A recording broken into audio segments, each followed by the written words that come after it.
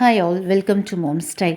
இன்றைக்கி என்னோடய கிட்ஸ் ஸ்கூல்லேருந்து வரும்போதே அம்மா எங்களுக்கு ஏதாவது செய்து கொடுமா கேட்டாங்க.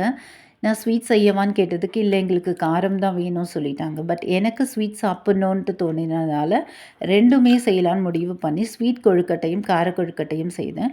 கார கொழுக்கட்டைக்காக அரிசி மாவில் ஹாட் வாட்டர் போட்டு கொழுக்கட்டை மாவாக செய்துட்டு ரெண்டாக பிரிச்சுட்டு கார கொழுக்கட்டைக்காக எண்ணெய் போட்டு அதில் கடுகு உளுத்தம் பருப்பு கடலைப்பருப்பு காஞ்ச மிளகா எல்லாம் போட்டு மிக்ஸ் பண்ணி அதை கார கொழுக்கட்டையாக பிடிச்சாச்சு. ஸ்வீட் கொழுக்கட்டைக்கு எள்ளு வறுத்து வெல்லத்தோடு சேர்த்து பொடி பண்ணி அதை ஸ்வீட் கொழுக்கட்டையாக வச்சு ஸ்டீம் பண்ணி ஒரு 15 மினிட்ஸ் எடுத்தால் கொழுக்கட்டை ரெடி.